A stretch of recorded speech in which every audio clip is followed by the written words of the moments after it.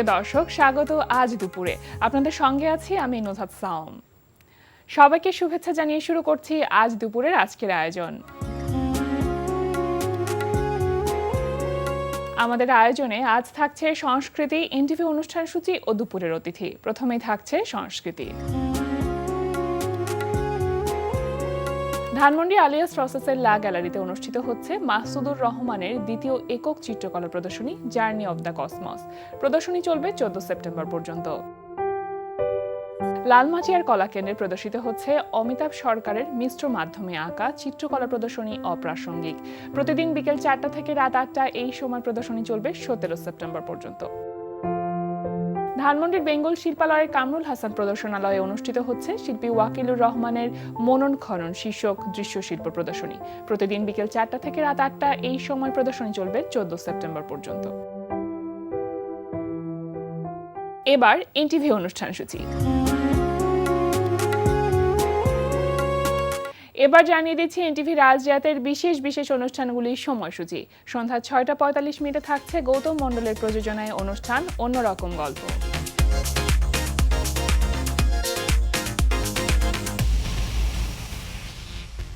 রাত 8টা 20 থাকছে রান্না বিষয়ক অনুষ্ঠান ফুড ক্যারাভান। রাত 11টা 30 সরাসরি সম্প্রচার হবে টক শো এই সময়।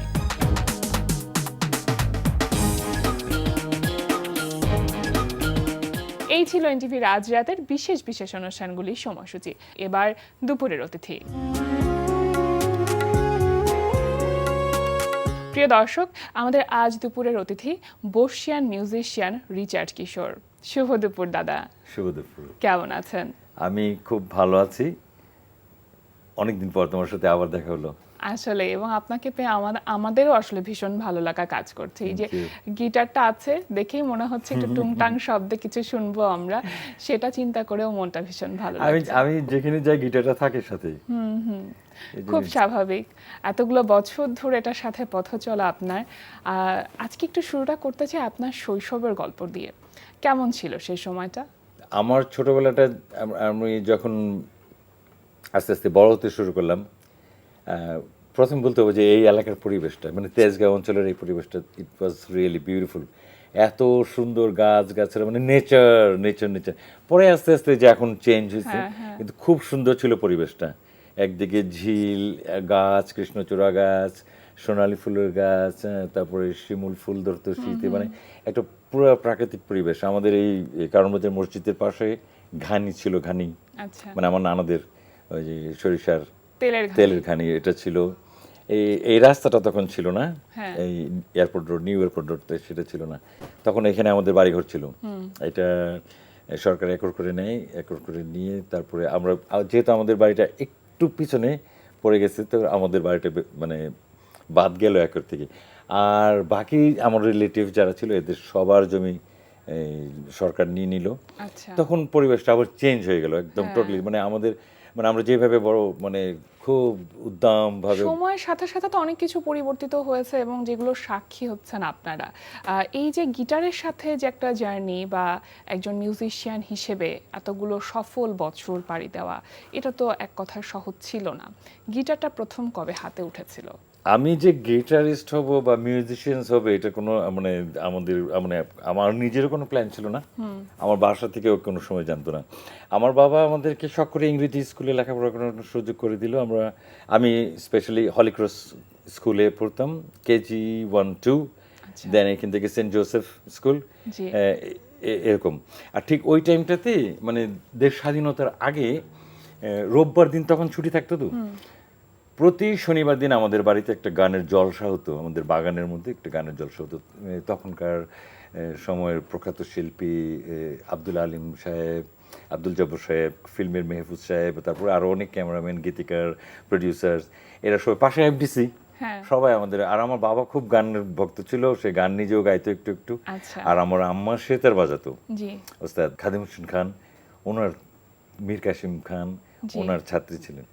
তো একটা মিউজিক্যাল এনভায়রনমেন্ট আমাদের বাসায় ছিল আগে থেকেই। একটা ঘর ছিল, ওটার মধ্যে অনেক মিউজিক্যাল ইনস্ট্রুমেন্টস থাকতো। কিন্তু ওই আমি মানে একটু বলতে মানে একটু মেয়েলি ধরনের ছিলাম তখন। আচ্ছা। কথাটা তো বলতাম না কারোর সাথে, মানে মার চুপচাপ বা introvert ছিলেন সবসময় অনেক। মার সাথে মার আঁচল ধরে ধরে হ্যাঁ, ঘুরতাম। হ্যাঁ, হ্যাঁ। সবসময় এরকম মার সঙ্গেই থাকতাম। আর ঘরের বাইরে যেতাম না, বাগানের কাজ করতাম, গার্ডেন ঘর গোছানোর কাজটা যেগুলো। আর আমার 2 ভাই ছিল, ওরা এখন নাই, মারা গেছে। ওরা খুব ডানপিটে, আচ্ছা। মানে মানে আপনারা কি 3 ভাই? 3 ভাই। আচ্ছা। আমি মেজো। সো বড় ভাই ছোট ভাই ওরা ডানপিটে, তো ওরা ওয়াল টপ হয়ে মানে এলাকার বাইরে যেতে পারতো সবার সঙ্গে। আর আমি তো পারতাম না, উঠতেও পারতাম না, গাছে উঠতে পারতাম না, ও দেয়াল টপ কোনো তো দূরের কথা। তো আমি ঘরের মধ্যেই থাকতাম। এইভাবে একটা একটা করে ইনস্ট্রুমেন্ট ধরি এরকম করি করি এই সেখান থেকে হারমোনিয়াম টারমোনিয়াম এগুলো ধরা শুরু হলো। আচ্ছা। মাঝে মধ্যে মা বলতো একটা গান গা, তখন হয়তো একটু 1 লাইন 2 লাইন গাওয়ার চেষ্টা করতাম এরকম। এরপর গিটারটা বাজানোর গল্পটা কি, আমাকে মা তখন বললো যে তুই যখন গান বাজনা একটু উৎসাহ তোর আছে, তুই গান শিখ প্রপারলি। তখন আমাকে ভর্তি করে দিল বুলবুল একাডেমি, জি। বাফা। তো আমাদের এই এলাকা থেকে আমরা 4-5 জন ছেলেরা যেতাম ধানমন্ডিতে তখন। তো ধানমন্ডিতে আমরা নজরুল সঙ্গীত শিখতে যাই, সেখানে ওস্তাদ বেদারউদ্দিন সাহেব আমার গুরু নজরুল গীতির। ওখানে যাওয়ার পরে দেখি যে মানে যেহেতু নজরুল সঙ্গীত পায়জামা পাঞ্জাবি পরে যাই, আর ওইখানকার ছেলেমেয়েরা বেশ হাইফাই, হ্যাঁ, ওরা পাতা দেয় না আমাদেরকে। আচ্ছা। তারপরে এরকম কিছুদিন যাওয়ার পর যেন মনটাই খারাপ হয়ে গেল, কিন্তু আসলাম এখানে কেউ পাত্তাটা দেন না। তো এরকম এক সময় বললো যে পিকনিক হবে আমাদের একটা। তো তখন ন্যাশনাল পার্ক, ওই যে শালনা ন্যাশনাল পার্ক, এটা তখন মাত্র হলো আর কি। আচ্ছা। তো আমাদের সবাই অনেকগুলো বাফার তো অনেকগুলো শাখা, এই ওয়াইজঘাটের শাখা, ধানমন্ডির শাখা, এরকম অনেকগুলো শাখা, সবগুলো মিলে পিকনিকে যাব। তো আরিফ করে আমার আরেকজন বন্ধু, কিছুদিন আগে প্রয়াত, ওই কবি আবৃত্তিকার, আচ্ছা।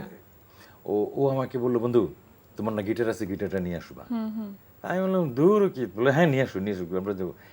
আমি গিটারটা নিয়ে গেলাম ওখানে। পিকনিকে যাওয়ার পরে তো কেউ পাত্তাই দেয় না আমাদেরকে। পরে আমরা দূরে একটা গজারি বনের মধ্যে বসে, ওই আমাকে বললো তুমি একটু গিটারটা ধরো। এই তখন ওই যে ওই আবার এলো যে সন্ধ্যা, শুধু দুজনে, চলো না ঘুরে আসি অজানাতে। তো লাকিবের এই গানগুলা, হ্যাপি লাকি, তখন এই গানগুলা গাওয়া শুরু করলাম। আস্তে আস্তে দেখি 2জন 4জন করে আস্তে আস্তে পুরা এলাকা, মানে সব ছাত্রছাত্রীরা ওখানে এসে হাততালি দিচ্ছে আর আমাদের সাথে সাথে গান করতেছে। আচ্ছা। তারপর মাইকে ডাকলো যে ধানমন্ডির শাখার ছেলেমেয়েরা তোমরা প্লিজ আসো, তোমাদের খাবার ঠান্ডা হয়ে যাচ্ছে, কেউ যেতে যাচ্ছে না। তখন থেকেই বুঝলাম যে না, গিটার তো কিছু একটা ব্যাপার কিছু আছে একটা এটার ব্যাপার মধ্যে। আছে। আমি দূর বাদ দিই নজরুল সঙ্গীত। তারপর গিটার সেই শেখা থেকে শুরু শুরু করলাম, সেই হলো থেকে গিটার। গিটার। তখন চিন্তা করলাম যে গিটারটা শিখতে হবে আমাকে, আচ্ছা। তারপরে আমাকে শিখতে হয়েছে। হ্যাঁ, শিখেছেন। অনেক বিখ্যাত আর্টিস্টদের সাথে আপনি গিটার প্লে করেছেন। আমি যে যতটুকু জানি যে মানবেন্দ্র থেকে শুরু করে শ্রদ্ধেয় মান্না দে, প্রত্যেকের সাথে আপনার বাজানোর সৌভাগ্য হয়েছে। একটু শুনি, ছোট ছোট করে গল্প আকারে শুনি। তার আগে আমার গুরুজিদের নাম যদি আমি একটু যদি না বলি, হ্যাঁ। বেয়াদবি হয়ে যাবে আমার। শুনি। আমি তো তখন মাত্র বুঝলাম যে না, গিটারটা আমার দরকার, গিটার শিখতে হবে। তখন আমাদের খ্রিস্টান কমিউনিটিতে একজন ভদ্রলোক ছিলেন, উনি ট্যানজিওতে ছিলেন, পিটার সরকার ওনার নাম। উনি খুব সুন্দর গিটার বাজায় গান গাইতেন। তখন আমি আসলাম ওনারকে যোগাযোগ করার জন্য। পিটার দা, আমি তো গিটার শিখতে চাই আপনার কাছে। বললো আচ্ছা ঠিক আছে। তো উনি লেসন দিল। লেসন দেওয়ার 1 সপ্তাহ পরে ওনার সঙ্গে একটা প্রোগ্রাম করলাম নটরডেম কলেজে। তখন আমাদের খ্রিস্টান কমিউনিটির একটা ট্যালেন্ট হান্টিং একটা প্রোগ্রাম ছিল, প্রতিভার অন্বেষণ। আচ্ছা। তো সেখানে আমি গিটার বাজালাম, 3টা কর্ড শিখলাম শুধু, ওটা দিয়ে গানের সঙ্গে বাজিয়ে দিলাম। তখন আমার কমিউনিটির লোকজনগুলো খুব আমাকে লুফে নিল যে হ্যাঁ একটা মিউজিশিয়ান পাওয়া গেল। এরপর সিনিয়রদের সঙ্গে আস্তে আস্তে ওঠা বসা শুরু হলো। এরকম করতে করতে হঠাৎ একটা রেকর্ডিং, একটা প্রোগ্রামে সমর দাসের চোখে পড়ে গেলাম আমি।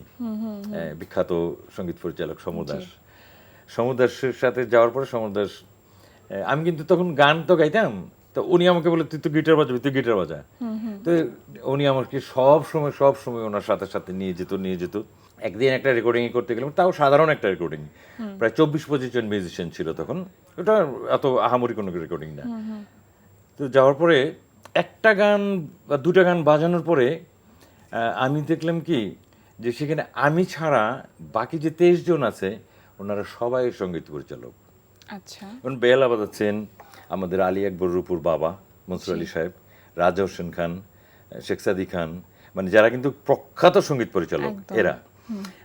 যারা কিবোর্ড বাজাচ্ছেন সুজয় শ্যাম, তারপরে যারা এই তবলা বাজাচ্ছেন শাহনওয়াজ সাহেব, হ্যাঁ, বিখ্যাত বিখ্যাত সেতার বাজাচ্ছেন ইয়াসিন সাহেব, যারা আছেন এগুলো সবাই মিউজিক ডাইরেক্টর। আমি একটা তো আরেকটা কিবোর্ড বাজাচ্ছেন জালাল আহমেদ সাহেব। তো রেকর্ডে নাকি এক ফাঁকে আমাকে জালাল ভাই বললো, এই ছেলে এদিকে আসো। তা আমি গেলাম, বলে যে এইগুলো বুঝো কর্ডস লেখা?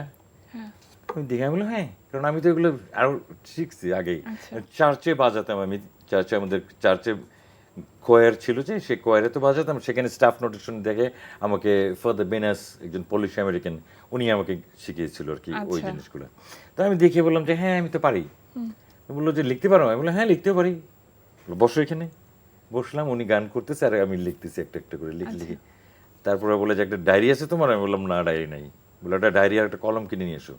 তো আমার পকেটে ছিল 5 টাকা তখন, 3 টাকার একটা ডায়েরি, 2 টাকার একটা বল পেন। আমি বললাম বাসায় যাবো হেঁটে। এনে বলে যাচ্ছে লেখো 26 তারিখ এলভিস স্টুডিওতে, 28 তারিখ ওই স্টুডিওতে, এইটার সময় রেডিওতে। এইখানে দেখলাম আমার খাতা প্রায় ভরে যাচ্ছে, মানে 1 মাসের শিডিউল রেকর্ডিং, এত এত রেকর্ডিং। মানে জালাল ভাই হচ্ছে আমাকে মানে সমরদাস্ত দিয়ে দিল জালাল ভাইয়ের কাছে, জালাল ভাই আমাকে মার্কেটিংটা করে দিল। এরপর থেকে সবাই, ধরুন যে তাহের ভাই, আমাদের বেদের মিয়া জোসনার মিউজিক, তাহের ভাইও ভায়োলিন বাজাতো। আমাকে বললো রিচার্ড তোমার সময় আছে, কালকে আসতে পারবা? হ্যাঁ। আনিসুর রহমান তনু ভাইব্রাফোন বাজাচ্ছিল, বললো যে এই কিশোর তুমি কালকে আসতে পারবা? হ্যাঁ। এই করতে করতে মানে আমি এই যে বলছেন মিউজিশিয়ান হয়ে গেলাম। যে মোটামুটি বেশ মানে, আর তখন আমার পিছন দিকে তাকানোর সময় নেই, কারোর দিকে তাকানোর সময় ছিল না। আচ্ছা দাদা, একটু জানতে চাইবো যে আপনার গিটার ছাড়া কখনো অন্য কোনো ইনস্ট্রুমেন্টের প্রতি আগ্রহটা তৈরি হয়নি? হ্যাঁ, আমি যেখানে যে ইনস্ট্রুমেন্টটা পাই সেটাই বাজানোর চেষ্টা করি। আচ্ছা। আমি একবার গ্রামে গেলাম, হ্যাঁ। আমার চাচাতো ভাই চাচাতো ভাই ওরা দেখি সমানে বাঁশি বাজাচ্ছে। আচ্ছা। তা আমার চিন্তা হলো যে আমি পারবো না। তখন বাঁশি আনতে হলে কি করতে হবে, চলো দশমীতে যাইতো, দশমীর মেলা হয় আমাদের এখানে, মেলায় সেখান থেকে বাঁশি চুরি করলো অনেকগুলো, মানে অনেক ভিড়, তো সেখান থেকে বাঁশি চুরি করে ও বাজায় আর একটা করে পাস দেয়, ওইখান থেকে 3-4টা বাঁশি আমাকে দিল। সেই বাঁশিগুলো আমি ঢাকায় এসে আমাদের বাসায় বাগানে বসে বসে বসে বসে বাজে, আই ক্যান প্লে, আমি বাঁশিও বাজাতে পারি। মানে সুর তো এটা ট্রাই করলেই হয়, করা যায়, অনেক ইনস্ট্রুমেন্ট পারি আমি বাজাতে। তারপরেও যেটা জানতে চাচ্ছিলাম সেটা জানবো, কিন্তু তার আগে একটা ছোট্ট একটা ইনস্ট্রুমেন্টের পার্ট যদি আমাদেরকে শোনাতেন। ওকে।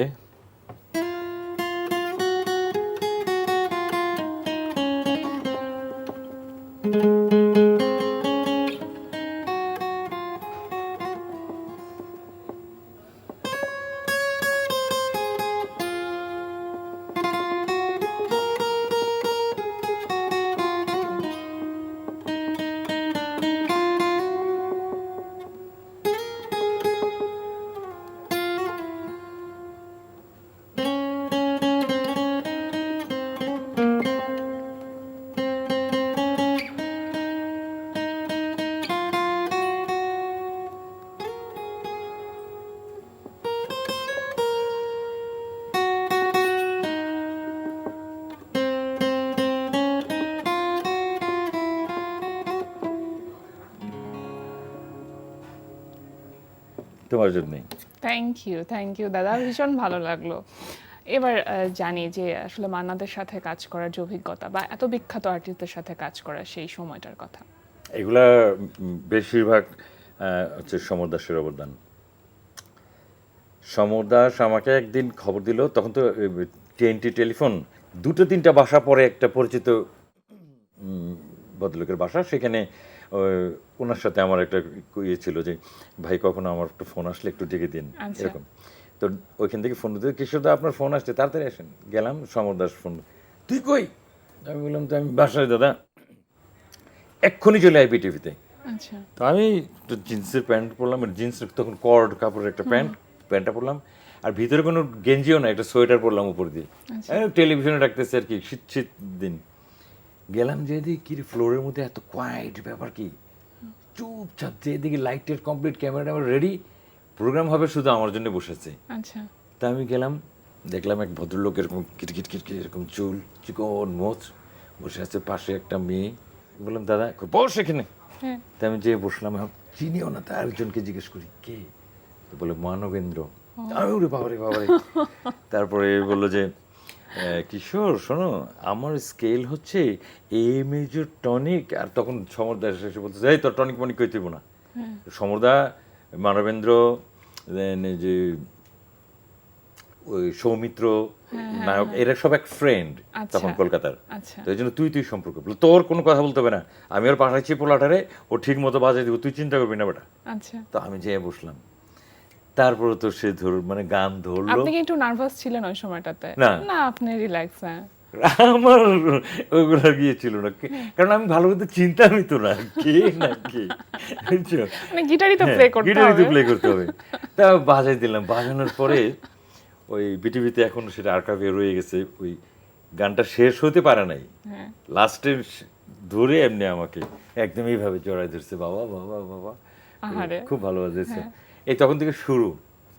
এরপর থেকে সতীনাথ, তারপরে উস্তাদ নিয়ামতুল খান পাকিস্তানের, গোলাম আলী সাহেব, তারপরে ভূপেন হাজারিকা, হ্যাঁ, হৈমন্তী শুক্লা, সলিল চৌধুরী, এরকম মানে আমার বাবারা যাদের এলপি শুনতো, আমার আব্বা যাদের এলপির গান শুনতো লং প্লেতে, ওনাদের সঙ্গে বাজানোর সৌভাগ্য হয়ে গেছে আমার। এই যে একজন গিটারিস্ট হিসেবে নিজেকে এস্টাবলিশ করলেন, তারপরে তো একজন সঙ্গীত পরিচালকের জায়গাটা আপনার তৈরি হলো। এই পথটা কি খুব সহজ ছিল? মানে কিভাবে আসলে সেই বিষয়টা আসলো আপনার মধ্যে? একজন গাড়ির চালক সেই তো পরিচালক হবে, 10টা ড্রাইভারকে যে ইনস্ট্রাকশন দিতে পারবে, করবে, সে আগে তাকে ভালো গাড়ি চালানোর দক্ষতা হচ্ছে। সো অনেক দিন হয়ে গেছে তো মিউজিক লাইনে আমি আছি, তো সবারই একটা ধারণা হয়ে গেছে যে রিচার্ড নিশ্চয়ই পারবে। জি। হ্যাঁ, কিন্তু আমি প্রথম 1977-এ গানের সুর করি, তখন তো ছোট, অনেক ছোট, কিন্তু তখন একটা মানে জোশ ছিল, করে ফেলতাম। হ্যাঁ, তো পরবর্তী যখন জানতে পারলাম যে না শোনো, গানের অনেক ব্যাপার আছে, মিটার থাকতে হবে, কোন সুর, এটা কোথাকার সেন্সটা কি, অনেক সূত্র, তো তখন ভয় আর এগুলো করতাম না, তখন করে ফেলছিলাম, না জেনে না বুঝে অনেক কিছু করা যায়। তখন এই আমার মিউজিক ডাইরেকশন মানে মিউজিক ডাইরেক্টর হওয়ার পিছনে সেটাও সমর দাস। আমাদেরকে প্রোগ্রামগুলো যে স্পেশালি ক্রিসমাসে যে প্রোগ্রামটা হয়, এই প্রোগ্রামটা সবসময় সমর দাস করতো। বিটিভিতে যে প্রোগ্রামটা হতো সেটা সে দেশ স্বাধীন হওয়ার আগে থেকে, আচ্ছা, তখন সমর দাস করতো। আমি তখন ছোট, তখন থেকেই আমি সমর দাসের সঙ্গে থাকতাম, তত খাতি ছিল না, যেতাম। তো সমর দাস একবার আমেরিকাতে গেল ওনার মেয়ের বাসায় বা সামথিং এরকম কোনো একটা কারণে, ওই আর থাকতে পারবে না। তখন বিটিভি থেকে আমাকে বললো যে রিচার্ড তুমি তো মিউজিক ডাইরেক্টর হয়েছে। আমি হ্যাঁ, মিউজিক ডাইরেক্টর হয়ে আছি, কারণ দেখলাম যে আমার জুনিয়ররা অনেকেই মিউজিক ডাইরেক্টর হয়ে গেছে, তো এর জন্য আমি চিন্তা করলাম মান ইজ্জতের একটা ব্যাপার, আমাকে হয়ে থাকতে হবে। তো হয়ে আছি কিন্তু কোনো প্রোডাকশনে যায়নি। তখন বললো যে আপনি করেন এই কাজটা। তখন আমি বললাম দাদা কই? বললো দাদা পারবে না, দাদা আমেরিকাতে আছে। তখন আমি বললাম ইয়েস, আমি করতে, কারণ এটা তো দাদার কাজ। এখনকার এখন এরকম না, এখন কিন্তু ওস্তাদকে মেরে হয়ে যায় নিজেই উস্তাদ। তা আমাদের বিদ্যা সেই বিষয়টা এখন অনেকটাই নেই। তো আমি কখনোই চাই নাই যে কাউকে ডিঙিয়ে যে করব। যখন দেখলাম যে সমর দাস নেই বাংলাদেশে, আমেরিকাতে, এই বছর এই প্রোগ্রামটা নষ্ট হয়ে যাবে, কারণ ওনার আমি সহকারী, আমি জানি উনি কিভাবে করতো। তো আমি তখন ওই প্রোগ্রামটা শুরু করলাম। শুরু করার পরে বেশ ভালো, সবাই সাপোর্ট করলো, খুব ভালো হয়েছে। এবং এরপর থেকে আমাকে বিভিন্ন প্রোগ্রামের দায়িত্ব দেয় সঙ্গীত পরিচালক, বাংলা একাডেমি থেকে দেয়, শিল্পকলা একাডেমি থেকে দেয়, বেতার থেকে দেয়, টেলিভিশন থেকে দেয়, বিভিন্ন জায়গা থেকে তখন সঙ্গীত পরিচালনার দায়িত্বটি আপনাকে দেওয়া হলো। দাদা, আমরা একেবারে শেষের দিকে চলে এসেছি। আসলে আপনার সাথে তো অনেক গল্প করার ছিল, কিন্তু সময় আমাদের ভীষণ রকম সংক্ষিপ্ত, এটা খুবই দুঃখের একটি বিষয়। একদম শেষের দিকে এসে আমি ছোট্ট করে আপনার কাছে একটু জানতে চাইবো যে এই যে একজন মিউজিশিয়ান হিসেবে নিজেকে তৈরি করা এটা কিন্তু 1 বছর বা 2 বছরের কথা না, এটা আসলে অনেক বছর ধরে সাধনা করতে হয়। বর্তমানে আসলে নিজেকে মিউজিশিয়ান হিসেবে তৈরি করা যে ইচ্ছে বা আগ্রহটা নতুনদের মধ্যে কি দেখতে পান কিনা? আমাদের একটা দোষ আছে কিন্তু, আমি বলিনি এটা, অনেকে আমার উপর খেপবে, কিন্তু আমি সত্যি কথা বলতে ভয় পাই না। জুনিয়র যারা আছে, জুনিয়ররা ভালো করলে আমাদের দেশে যারা সিনিয়র, আমি তো সিনিয়র না, মানে আরো সিনিয়র যারা আছে, জি। তারা কখনোই মেনে নেয় না। কিন্তু যে ভালো তার জন্য ভালো করতে হবে, ভালোটা বলতেই হবে তার জন্য। হ্যাঁ, অবশ্যই। যেমন জুনিয়রদের মধ্যে হাবিব ওয়াহিদ, হঠাৎ করে হাবিব গান করলো, বাম্পার হিট হয়ে গেল। ওয়াই? আমরি কোনো কিছু নাও, স্টাডি করেছে অনেক, মানে মিউজিশিয়ান হইতে গেলে পড়াশোনা করতে হবে এবং মিউজিক সম্পর্কে সেন্স থাকতে হবে, জানতে অ্যান্ড হবে। প্র্যাকটিস পাশাপাশি অধ্যবসায় লাগবে। ও হচ্ছে একজন সাউন্ড ডিজাইনার, জি। যেটা আমাদের দেশে কেউ বুঝেও না, বুঝবে না যে সাউন্ড আবার ডিজাইন করে কে। Sound designer. সেটাই। আমরা যখন একটা ক্যাসেটে শুনি গান, বা একটা স্পিকারে যখন গান শুনি, বা স্টেজে যখন আমরা যাই কোনো গানের প্রোগ্রাম শুনতে, জি। তখন দুই দিকে স্পিকার থাকে, জি। সেইটা দিয়ে সাউন্ড আসে না। এই সাউন্ডটা মানুষের কানে কোনটা ভালো লাগবে, হ্যাঁ। কোনটা ভালো লাগবে, কতভাবে সেটাকে সেই জিনিসটার, এটা অল্প কথায় তোমাকে বোঝাতে পারবো না যে হোয়াট ইজ সাউন্ড ডিজাইনার। সেটাই। হাবিব অনেক ভালো করছে। এরপরে তাহসান, দেন বালাম, আরিফিন রুমি, এদের মধ্যে কিন্তু অনেক ভালো ভালো প্রোডাক্ট, সম্ভাবনা অনেক আছে। কিছু হয়েছে।